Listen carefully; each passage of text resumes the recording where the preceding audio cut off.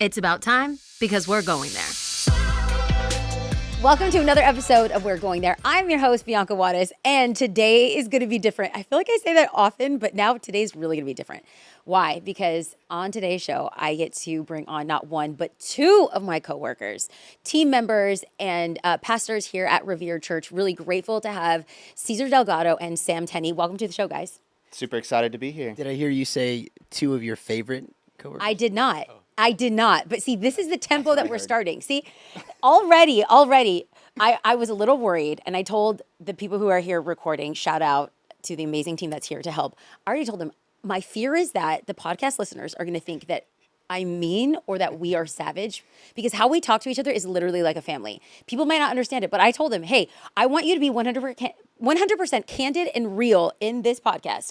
How we talk to each other in real life is how we're going to talk to each other on the podcast. Today's episode is going to be a little bit different. Usually I like to come very prepared. I have an outline. Sometimes I even have like pretty set notes. Why? I want to give and add value to every single listener. Today's going to be different because I get to talk to family and it's going to be free flowing. Why? Because it's a topic that I am new in or new again in. And today we're going to be talking about dating and relationships. But here's the caveat, which is why I brought you guys on.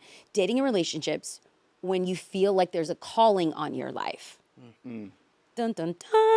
Okay, I want to have honest conversations because there's tons of resources out there on dating. I've spoken about dating, and here's some 2 cents that I've been wrestling with. When I spoke about dating as a married person, the comments that I got from people online or people from church are like, yeah, well, you're married, so you don't understand what it's like to be single. Well, are you happy, fam? Here I am bringing content now as a single person. Single again and unashamed.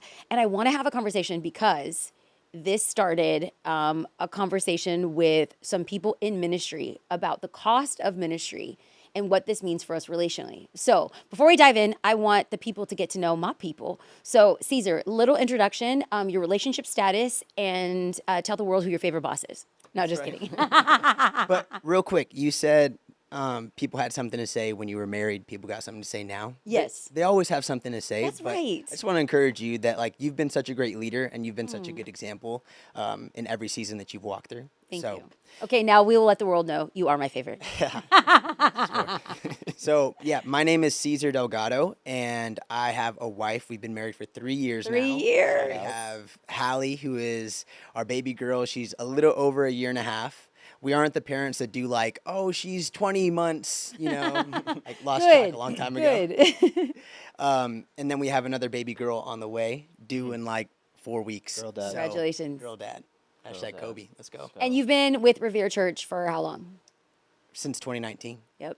So. Been part of this community since 2019. We launched Revere in January. So day one in both communities. Thank you. Appreciate you. Yeah. Samuel. Love it. My name's Sam. I am single. Sam Tenney. Sam Tenney. You have to tell people the last name. That's right. Yes. Sam Tenney. Don't forget it. Sam Tenney. I do have a dog named Otis, though. Yes. And he's 2 years old. Dog dad. Yeah. Let's go. Dog dad. So are you going to omit the fact that you are single? I said that. Oh, did you? Yeah. Yeah. I think Oh, so. I didn't hear. Okay. It was before he didn't say the last name, so you were like, Okay, good. Yeah, good, yeah. good. So everyone knows I'm single, and my last name is Tenney. Yeah. There you go. Okay, and you've been part of the community since when? 2018, 2018. July 8th. That's right. That's right. I love it. I am very excited that you guys are here. I'm going to talk for a little bit, and then we're going to just dialogue. We're also going to play some games. Is that standard treatment or princess treatment? Because ladies, there is a lot of ladies who listen to this podcast. And sometimes I feel like a fear of mine is that women can get together and then they feel a way towards men. So I want to let the men have a voice here on this podcast. So I have some questions. Then we're going to talk about some of the intentionality or issues, problems, red flags that you might be seeing within the dating landscape, specifically for those in spaces that feel called to big things, whether that's in ministry or whether that is in business, whether that is in academia, whether that is in entertainment, because there is a difference between dating with intention and if there's a big call in your life, the things that you're looking for in a relationship, the things that we should be looking for in a relationship. So I'm going to start off with an argument that I had with my sisters. So I was talking to my sisters and they were like, so are you going to start dating again? And a little bit of backstory. I am in no rush to date again because my therapist said, you should be single 1 month for every year that you were married. I was married for 15 years. So I should not even like be thinking about dating until I have had enough time to like heal and rediscover who I am. And also that is longer because I was separated from my ex-husband for like 7 months. So in total, I will be single for about 21 months. I don't know if I did the math right. Speaking of math, this whole argument happened because I had a conversation with my sisters. And today on the podcast, if you are watching on YouTube, you will appreciate this. But if you're listening on the podcast, I'm going to try to give numbers audibly as best as possible. But I actually busted out a whiteboard. Gentlemen, how much do I love a whiteboard? She has her own here at the church, and no one's allowed to touch it. Multiple whiteboards. Oh my gosh. You could have just said I love whiteboards, but he's telling on me, yeah, I actually don't like anyone touching my whiteboard. And I have a big whiteboard at home. It's a glass whiteboard. Okay, so let's just speak about some statistics. Now, you guys will be silent for a second, and then I'm going to invite you in. But this conversation, online family, happened because I was fighting with my sisters. If you don't know, I have 3 sisters whom I love very much. We were talking about dating. We were talking about singleness. And then I said, well, it's mathematically basically improbable for me to find somebody that I'm interested in that meets some things that I'm looking for. Then they're screaming at me saying, aren't you a pastor? Don't you believe in God of the impossible? And I said, I believe in God of the impossible, but let's just shoot some numbers. So for my ladies who feel like, why aren't there any men who are like dateable? It's because the numbers are very low. We're going to end this podcast with a whole lot of hope because I'm sitting next to 2 amazing gentlemen, but there's actually a website. I will not put it in the show notes because I don't want to speak death over people, but there's a website that you can put in basic information and pull up these statistics. So I originally put in, ideally, I want somebody 6 foot and over. Then when I figured out that my statistics included everything else in this would bring my percentage down to 0.02, not 2%, 0.02. I actually dropped that for the short kings. So if you're a short king out there. Come on, short That's right, kings. short kings. We honor you today. Because these 2 men are under 6 foot and they're wonderful and amazing. So I dropped it to 5'9". And then I put in the financial amount that I'm looking for. It is not a lot. It is roughly what I make. I just on par with what I make. I even unticked the box that said they had to be college educated because look at me being flexible. Look at me being flexible. If I were to tick the college box over 6 foot and the financial number, like you guys, the statistics would be so sad. I also included California. Then I also included single because clearly I'm not going to date a married man. And then I included a box that said non-obese. I don't feel like this is a tall order, fam.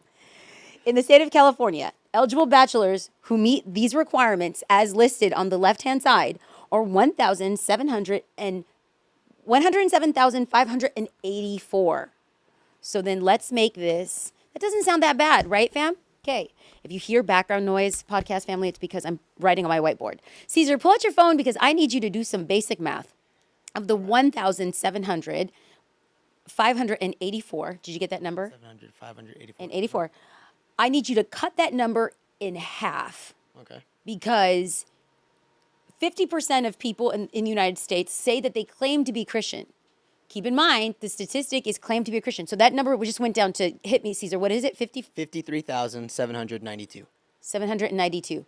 Now, of that, only 2 out of 6, so let's just say 33%, would claim active disciples of Jesus. So times the 53,000 by 33%, because I am looking for an active follower of Jesus. Okay? What's that number? 17,751. You want the decimals? Nope. That's perfect. Of the 17,751 who live in California, men who are over 5'9", do not have a college education, live in the state of California, who are single and non-obese, 17,000 are active believers of Jesus. Now, I want you to cut that number by 50 because I'm looking for somebody of egalitarian theological belief, which means that men and women are equal because of what I do, because of who I'm called to. And again, this podcast is about dating with a calling. I am called to preach the gospel of Jesus. And there's a large section of men who don't believe that women should. So cut that 17,000 down. In half? Yep, in half. What's that number? 8,875. 8,875. Now, I am going to remove from that number our church is roughly 2,500, but on average, we're let's just say for easy math, 2,000. Let's just say for easy math, 50% are men, which it's not because there's more women that come here than men. But let's just be gracious in the numbers. I'm going to remove 1,000 from that number and that population. So now we're at 7,875 men. Now spread this number out over the state of California, and this just became my odds. Not impossible. But friends, if we factor in good oral hygiene, if we factor in Age. if we factor in age, oh no, I put my window. Oh my gosh, I'm telling on myself. Sam, that was a good catch. That's why she held it out. You know what? Okay, so when I did these numbers, that's actually great. Let me include. Oh my God, I'm so embarrassed. My window. As low as 35. Oh, come on. As high as 55. That's a window. It's a huge window. But when I put my ideal window was 38 to 47. That's my ideal window, 38 to 47. But the numbers were abysmal. So look at me, woman of faith. Come on. The level of real. So let's talk about why it feels hard for women dating in church is because it is hard to date in church. On this podcast, for men and women who feel called to the things that glorify God, to build businesses, to be in the arts and entertainment, to raise families, to be in the workforce, to be a homemaker. If you feel like there's a calling on your life, why is it hard to find somebody that is on par with you, that is on the same level with you? So I'm going to open up the floor now to the gentlemen who are sitting to my side. And I'm going to ask you some quick fire questions, but then I want us to dialogue. Feel free to ask me questions. Then we're going to dive into is this standard treatment or princess treatment? Like, where are we at with this? But, and feel free to share a little bit about like your story. Yeah. It's not testimony time. You don't need to talk about your deep, darkest sins. But from a male perspective, Cesar, you can go first. From a male perspective, like, what was hard when you were single in dating within the Christian bubble?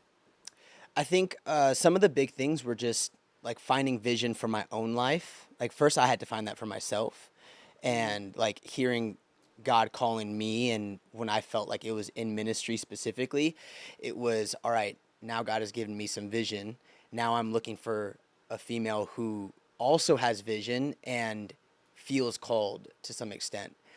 I didn't know that like God had being a pastor in the works, but I just knew he was calling me to ministry within the church specifically. And so I think the hard part was like, how do I find someone who isn't just like a Sunday churchgoer, but like someone who's going to push me in my faith and not just like support it and be like, oh, I love that for you, but like, you know, really push that and want that for themselves as well. Now, did you date in church? I'm not just talking about Revere, but when you went to previous churches, did you ever find somebody at church, or did you date outside of church? I think that's when I learned it was I did date both outside Okay.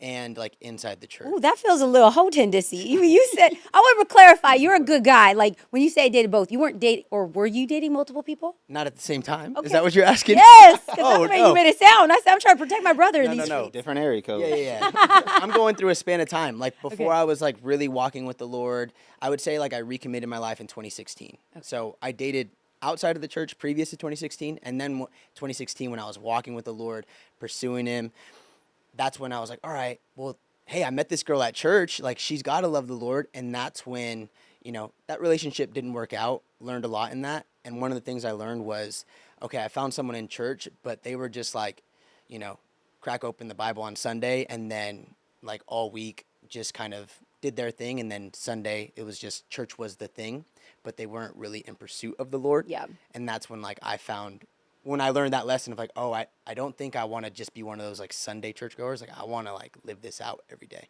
So the thing that I'm hearing, because you guys know me, I'm a synthesizer and I distill things down. The number one thing I'm hearing is values alignment.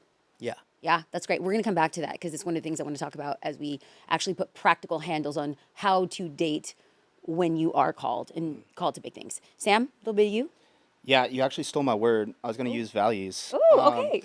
Yeah, I think like there's a lot of lists of like what we want in other people, and maybe not enough evaluation of self on like who is it that I need to become so that I even know how to make a decision. Yeah, I have my preferences on a lot of different things, but when it comes down to it, do I even know what I want in the first place? And until you do that work, I think it's really hard. Those are just values. I think you have to evaluate yourself first, and then you can evaluate someone else. But it's the internal work that has to happen first. One of the things I learned in therapy is an admission of where you have fallen short opens up someone's heart to receive where you feel like they've fallen short. So if you guys are okay with it, where do you feel like as men in the church? And so you can speak generally or you can speak specifically because you guys work with a lot of men here in our community and you've been part of other church communities. Where have men really gotten it wrong? Where have men hurt women? Where have men been unclear when it comes to dating within the confines of church? Oh, can I jump on this? Please. Oh my goodness. I like the softness of talking and just like not any clarity, not any like this is what I'm expecting out of this relationship. It just creates a murky mess. So like the texting, the DMs, the like just trying to get to know somebody on a Sunday, it just creates this gray area that's confusing. The thing that we would say around here is that clarity is kindness, and it creates a murky mess, so it's not kind. So I've been that guy before, so I can speak candidly to that. But like, yeah, I think that's where we've really missed. I love your honesty. Thank you for your honesty. I'm really hoping that when guys hear this, that they could feel like they could step into owning where they've made a murky mess. So just to distill this down into a sentence, where some men have fallen short is because they haven't been clear about their intentions. Did I hear you correct? Yeah. Thank you. Caesar? I think this goes hand in hand with what you just said, but my mind goes to just like men learning how to communicate effectively and clearly. Hallelujah. I think for me, like I'm still even learning how to just be transparent with my wife, you know, like if, especially with men, there's this pressure to like, hey, you got to keep powering through, like just boss up and like not express some of those harder feelings. And I think something that's very common in men is, even if they're in the church, it's the same thing. Dealing with those feelings, learning how to express them and communicate them in a way that's not gonna dishonor the other person, and also like, just in a way that like is mature. So I know like before I learned this, I hate to admit it, but like I had ghosted in the past because it was like, dang, I don't want to hurt like somebody. How do I have this conversation? And it was like, all right, well, they're not hitting me back up. I'm not hitting them back up. So it's like, I think it's mutual. And like, maybe it was, maybe it wasn't. And like, that's something that the Lord showed me was like, that's not cool. And you can't keep that going on in the future. So, Okay, so I'm going to like be in the mindset of a woman because, well, I am. Yeah. In those situations, when you feel like maybe you've made a murky mess or you don't know where somebody stands, what would, in a perfect world, because you get to talk to thousands of women and men on the podcast right now, like in a perfect world, what would you have wanted? this is like a lot of it. We're accepting responsibility for the men. So this is not us like blaming or anything. But if you could help us, because sometimes we're just a little bit slower with like asking for some of those things that you're seeking clarity on, or like, you know, I don't know, like the situations that you were referring to, Sam, but like, you know, I think y'all can check us on that. And I think it's going to force men to have conversations or deal with some of those like feelings that maybe they're not expressing. And because the questions aren't asked, they don't know also how to like bring them out. Can I lift the lid a little bit from Yeah. like a woman's perspective? And again, I am not speaking for all women, but I think sometimes, especially within the paradigm of church, we are looking for men to take the lead. Yeah. And then if we come in and be like, so bro, what's up? Like DTR, define the relationship. It feels really heavy, and it removes the feminine ability to be pursued. So Sam, what are your thoughts? Yeah, I still think communication's a two-way street. So Okay. I think men need to like buck up and be bold, like be courageous. Don't be afraid of the rejection, or be afraid, but do it anyways. But communication is a two-way street. So if I was gonna ask, what I would want is a confident woman to go like, hey, this is where I'm unclear and where we stand. What does this actually mean? Yeah, that's fair. That's actually very fair. Yeah. And I was like, not even putting it in your court for like, hey, DTR, define the relationship, but more so like, hey, this is how I'm feeling right now, or like this is what this made me feel like, and then that's where like it's the men's responsibility to like be able to meet them in that and hopefully express clearly as well. Okay, so let's drive down like a little bit further. Since the podcast is talking about like calling, we have a married man and father, and then we have a single man, never married, no kids. From your perspectives, when you think about this idea of dating while you have purpose, you, Cesar, you also have a small business that you started before ministry, and you still like work that. Sam, you've had small business endeavors in construction and, I mean, construction is the easiest way to break it down. And so you feel like you feel like 10 talent men to me. When you think about dating, what is the hardest part when it comes to, I mean, Cesar, you did speak to this a little bit, but what's the hardest part in thinking who you pursue and how you pursue them? Yeah.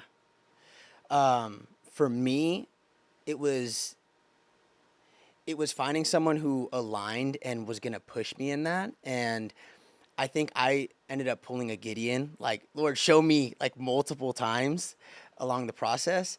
And I was like, God, give me a sign. Is this the right one? Because especially dating within the church, and like if it's a smaller church.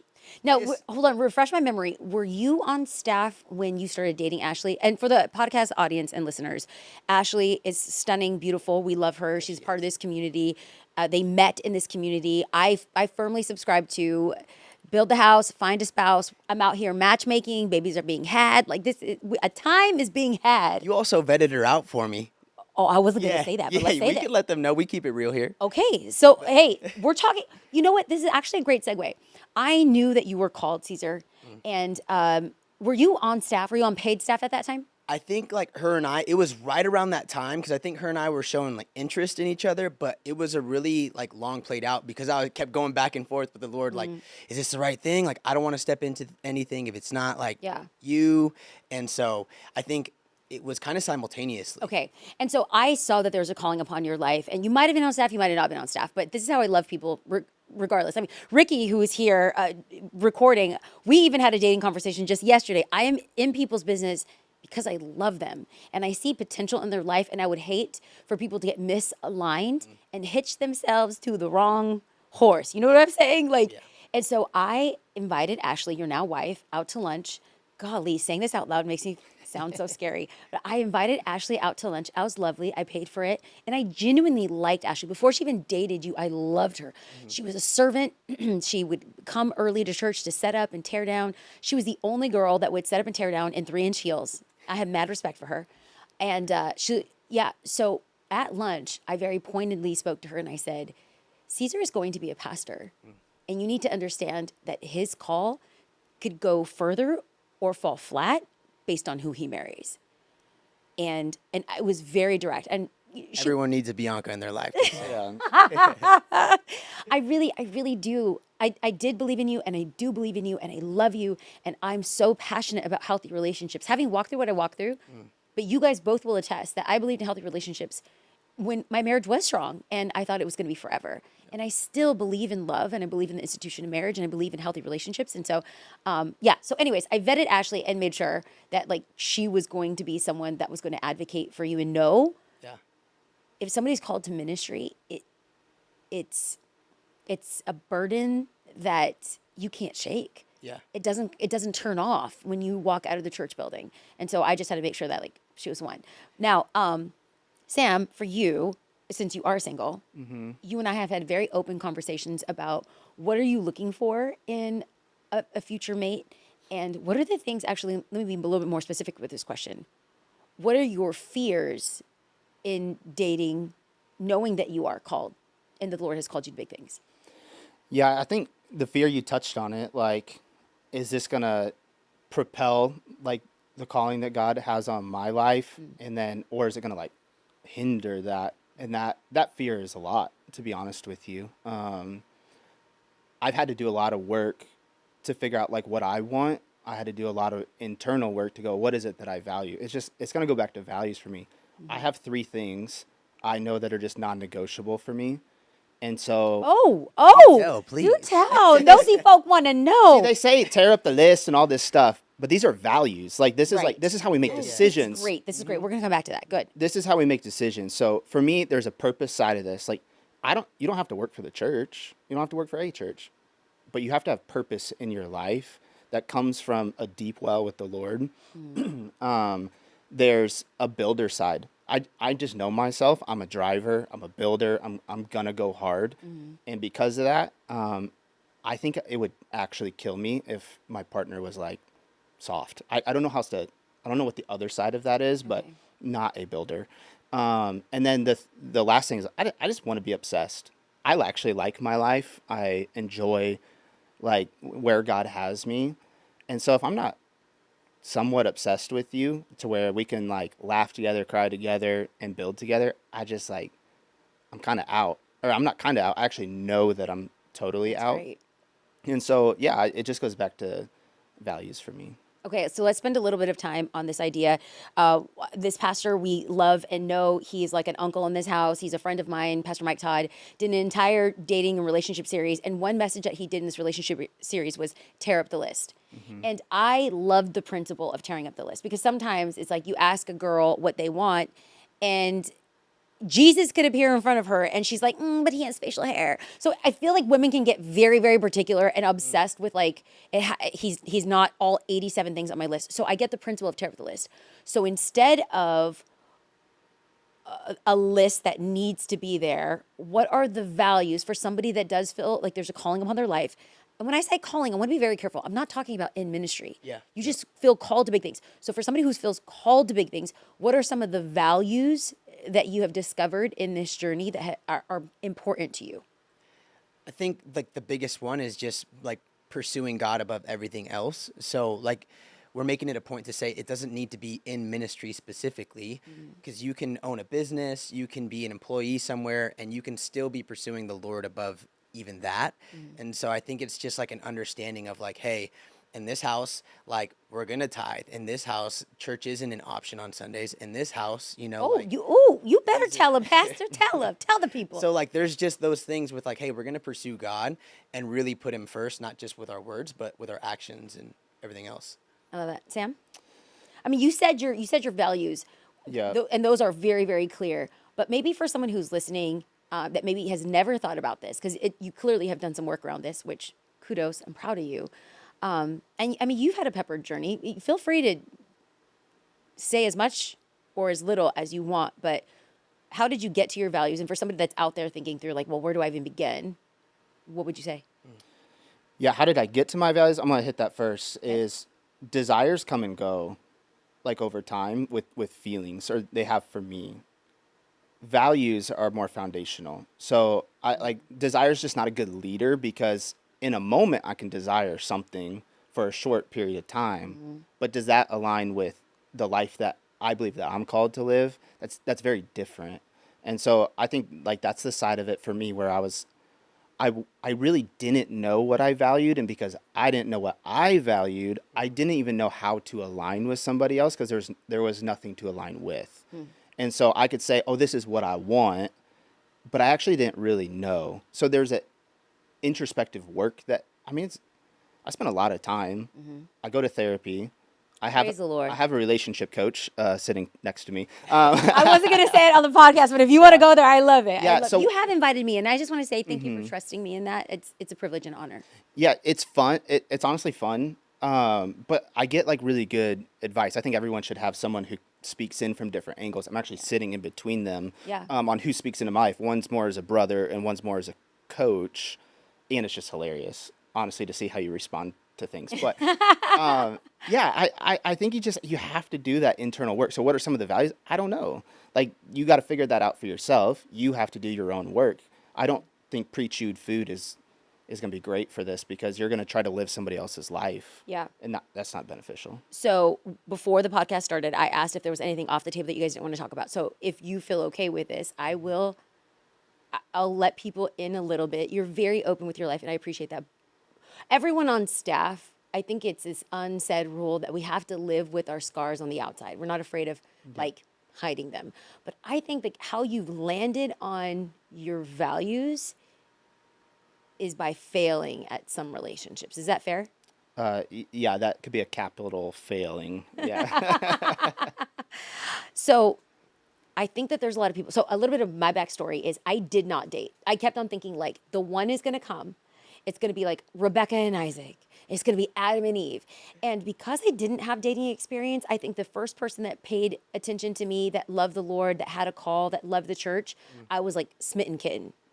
And I think now I really am encouraging people to go out and date. Yep. Dating is something different, and I'd love to have that conversation because there's a lot of Christians that say, "Oh, there's no such thing as dating in the Bible." Okay, I get it, Bob. Thank you, appreciate it. But I think that we're in our community, and we're in a cultural time and a cultural context. We're using language and nomenclature to define how we live. Yep. Therefore, if we do not define date and dating, then the world does, and we're lost. So, I did not date. I was terrified. I felt like if they didn't have all these things and they were 100% in their faith and all this other stuff, I wouldn't go out with them. But I think it was a disservice because I didn't discover what I really wanted.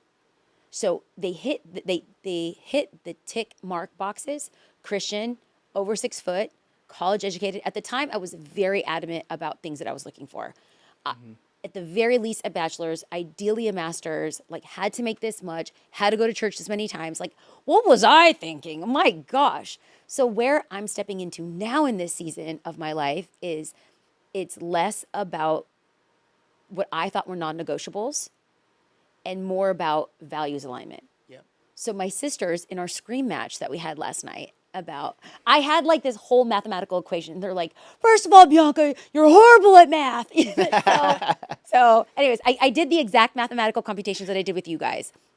And they just were super adamant about like, well, Bianca, if somebody, wasn't college educated, you wouldn't go out with them. And you're hearing me say, if their values aligned, yes. I don't believe that college education is the marker for God uses the foolish things to shame the wise. Come okay, Pastor. Okay, thank you for. Caesar has got a Bible verse for everything. He's that friend. You want that friend, but you're annoyed by that friend? Yeah. Yes, I hired him because he's pastoral, but he's got a Bible verse for everything. Thank you, Pastor. Yes. And I firmly believe that. But I think that as women, especially in this season of my life, like I'm at a different age and stage. The reality of finding someone that doesn't have kids, very slim. The reality of somebody that goes to church regularly, very slim. The reality of somebody being able to spiritually lead me, because I am looking for that. Now, I'm not saying that you have to parse out Greek, Hebrew, and Aramaic, but I would like you to know scripture. Like I make fun of you, cool Caesar, if you but it would, especially because my vocation is scripture. So that is an important value for me. Can I talk about some of the things that maybe you see within Christian women in the church that is an ick? Or maybe that's a little harsh. Oh, let's do it. Oh, you We're down? going there. Are you down? We're going there. Some things that you see within Christian women now, because we're not going to say names or when you talk about people, and there's, again, a large percentage of women listeners, female listeners, what are some things that you're just like, why do girls do that? Or they shouldn't, or it's driving men away? I think the thing that was coming up to my mind when you were like listing off these preferences, in my head, I was like, well, I know the type of person you are, and I know that you were checking those boxes and putting in that work as well. So I think like an ick for me is when there's like just lopsided expectations, like, hey, they got to check all these boxes and then you ain't even got a job, or like you're like still you looking for a 10, but baby, you were 2? Yeah, exactly. So it's like, hey, you can have these values and you can have these like preferences, but also just make sure that you're like putting in that work and you're ready to, if God brings that person to you, be able to handle that and steward that well. So that's a good one. That's a good one too. That's a good one. Sam? I mean, yeah, maybe know your lane, but I think the group chats get really popping like really quick. So can you just like have some confidence in yourself for a little bit? Like bring your inner circle into what you're doing. I think I'm lost. You're talking. See, this is where there's an age gap now. I'm like, can you translate for that? Yeah, I got you. You're young. Okay, you're young. Oh, I love that. Yeah, Give this man a raise. Who's his boss? Well, you said Caesar was your favorite, so I'm just trying to get Okay, there. I'm just trying to get there. You're close. Wait, when you say the it's group a privacy chat thing. Is So it's like if we are going, if we have a conversation, is it going to 2 people who you've vetted and have rocked with you, or is it going to 28 people and it's just chatter, it's just gossip? Some cheese, man. It's like you ask about like what makes men feel unsafe. That's what makes me feel unsafe. It's like, if I pursued you, you're not trustworthy. And so it's like, He said it. I automatically can't even go there with you because it went to too many people. Okay. This is getting juicy. It's getting some spicy. Okay. Let's talk about Cesar. You are now married, but you previously dated, and clearly you dated Ash. Sam, you are single. And Sam, you can be honest because you're not dating anyone right now. Like, you're going to speak about the ideal. But when you have a calling and you are a follower of Christ, the dreaded P word, what does purity look like in pursuing somebody while knowing there's a big call upon your life? Yeah, that's, I think, like, because we're going there in this podcast, it's a good thing to, like, hit, because we just know purity in the church and, like, oh, don't have sex, and, like, we just leave it at that a lot of times, and it's not as easy or as simple as that. And so I think what helped me along the way was accountability. Like, Sam and I were roommates at the time, and having some people, the right people, involved in that relationship early on, because, like, yeah, one of the reasons that, like, made that difficult was because we both liked each other. We were attracted to each other. We were, like, getting to know each other, and it wasn't, like, an easy thing to keep, but it was doable because of the people that we had supporting us, because of just the boundaries that we set up. Like, hey, we're not going to be hanging out past this time, or, like, we're going to bring some people along with us along the way. So it is doable. It's not easy. Like, I'm not going to lie to you and say that it is, but I think it's doable with the right people and the right boundaries set in place. Sam? Yeah, I think this is like all idealistic for me. Okay. But you just got to know, like, your personal boundaries, I think, and then they have to be communicated. It is somewhat vulnerable, though, to go to your community and go, like, hey, these are my boundaries, and then you have to follow through with honesty. Yeah. 100% of the time. Yep. Like, 90% of the time it isn't good enough. It's not going to be successful. And so I think it's like making the pre-decisions of, like, before I enter into this space, I already know what the boundaries are. They know what the boundaries are, and the third party knows what the boundaries are, to just give myself the most opportunities to win, because I'm a man. Like, I like, I work, like, so I think in that sense, like, I just, like, we're going there. Like, More, what do you mean?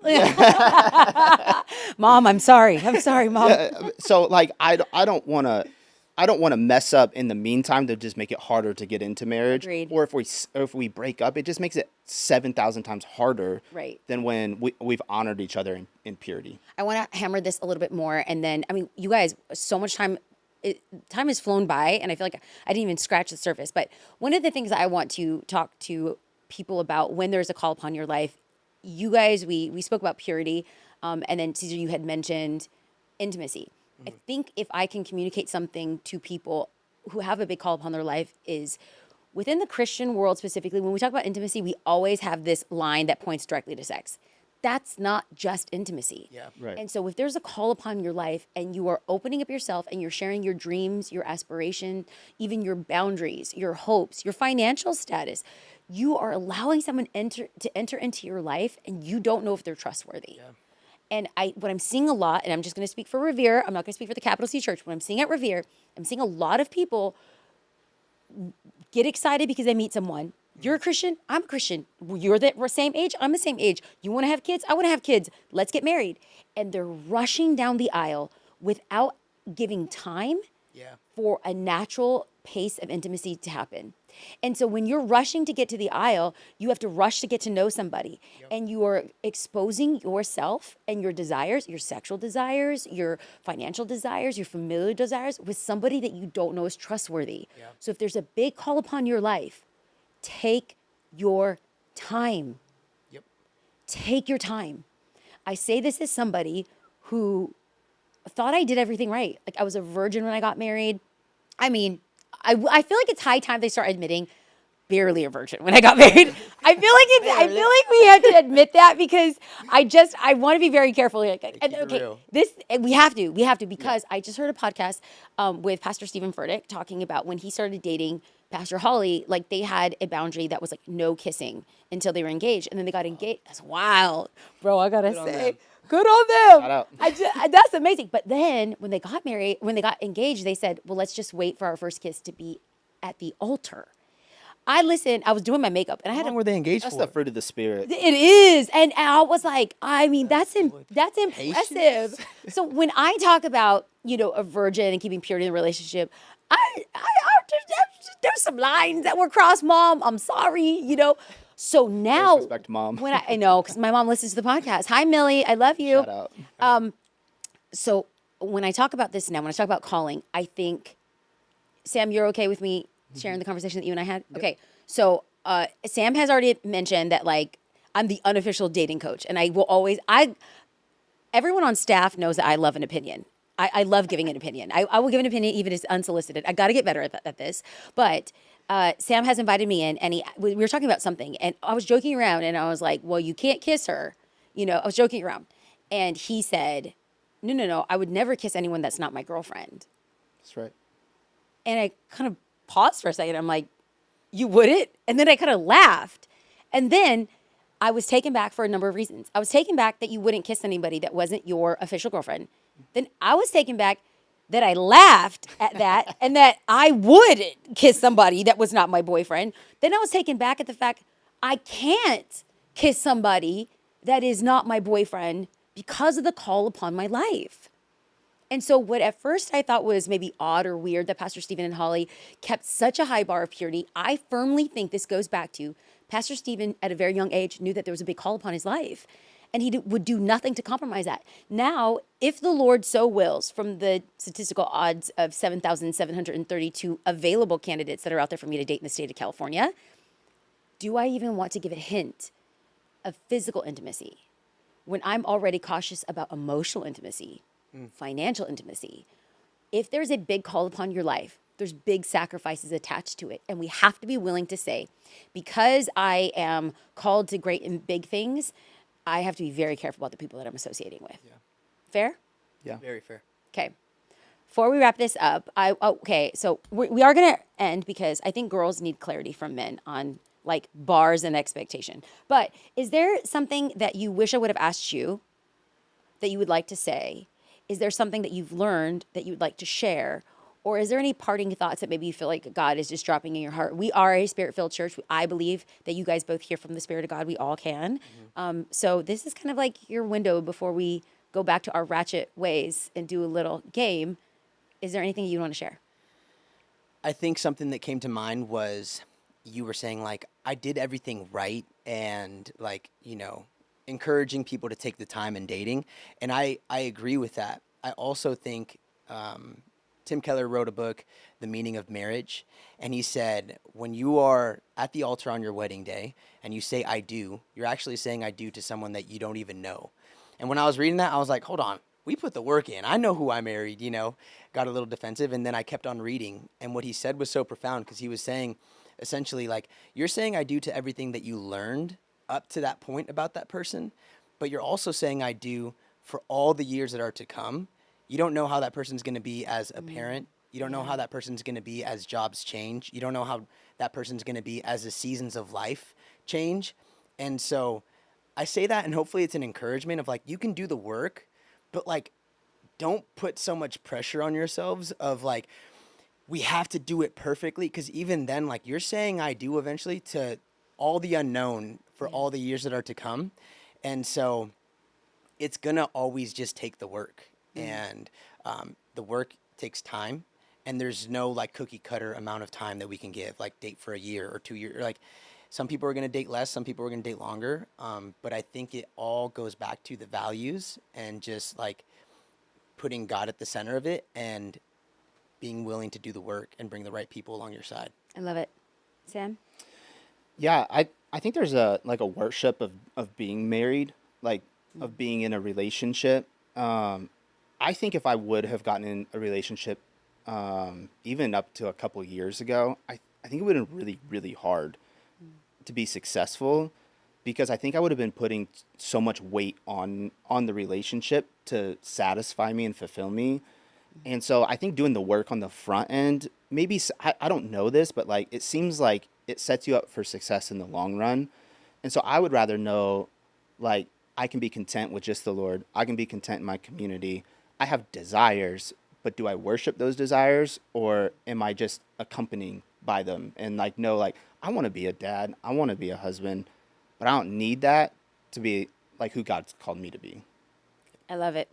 So as we wrap up, I want to know 2 men of God who I love and get the privilege of leading alongside and doing life with as well, not just within the confines of church. I'm grateful for you guys. And I also want, I think you guys give single women hope. I really do. I think that there are good men, godly men who are out there. And if you're looking for a 10, stop with your level 2 ways. You know what I'm saying? Okay, so the ladies need to know. And the ladies also include me. Okay, princess treatment, basic. As in, like, this is the bare bones basic.